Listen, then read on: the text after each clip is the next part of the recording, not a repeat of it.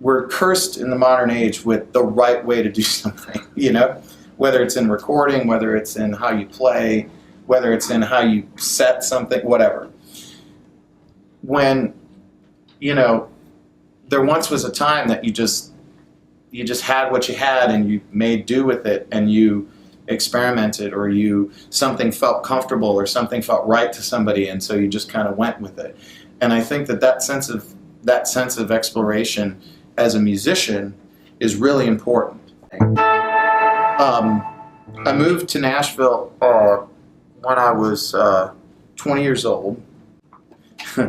I found myself in the same position as most. I didn't have a gig, I didn't have any money, and times were really tough. And so I went and I played on the street corner. This is a true story. I went and I played on the street corner and down on Broadway, and this guy knew Dave Rowe, who's a notable session bass player in town, walked by, and he said, "What are you doing?" You know.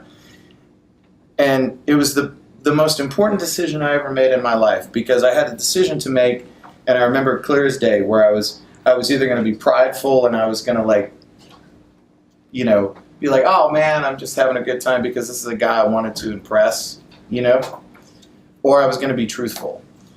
And I was so desperate and so down on my luck that I decided I would be truthful and say, okay, I'm screwed, and I don't have a place to live, and I'm about to be homeless, and yeah. To which Dave, who's kind of a funny guy, was kind of like, shit. You know? And so out of pity and pity alone, he took me in to introduce me to this guy, Don Kelly, who has had a band in Nashville for about 30 years. And me growing up mostly playing like rock music and blues music and stuff of that nature, I always loved country music, but it was way out of my jurisdiction, as it were. I, you know, spent the next couple of days basically just trying to get my hands limbered up to play fast for the first time in my life. I just was trying to, within the standpoint of what vocabulary I had, trying to figure out how I could successfully kind of manage to get through some Chickenpicking-esque type stuff on no notice, without months to kind of develop the hybrid system, which is why to this day I still don't use my middle finger, which is the traditional way to chicken pick, because I didn't have time. I did not have time. I had a gig on the line and I had to figure out how to do it immediately. And so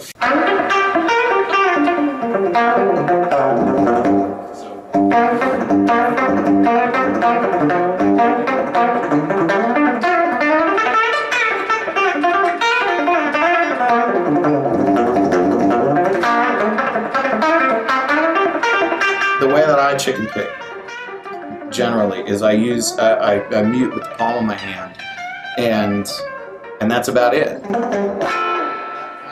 That kind of thing. And so that's what I developed over years then. So I went in, and I know I played like shit, I'm sure I did, but I went in there, and Don, he just kept throwing song after song that I didn't know at me, and I just was treading water, and I was just like, oh man, I'm gonna have to go home, this is not gonna work. But thankfully, you know, he said, you know, he thought I did okay, and he started using me as a sub, and then I eventually wound up in his band. Being able to chicken pick, as it were, without using my finger,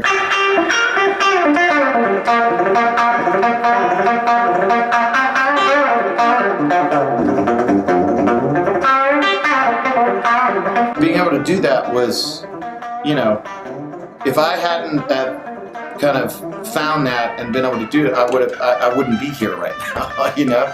And so I think it's really important to sit with your instrument, and if there's a certain way that something feels comfortable to you to do, whether how you grip, whether how you vibrato, how you bend strings, you know, it should start with what feels natural to you, you know? Because, you know, for God's sake, you know, if somebody was trying to teach Albert King how to play, he would have said, you got that thing strung wrong, because he played left-handed, but he didn't restring it. So, you know, the light strings were on top, and that based his whole style, you know? And so I think that's just something that I experienced in that little bit that completely changed the way I play that kind of style. And you know, luckily I didn't have someone there to correct me. Otherwise I would have been out of a gig quick.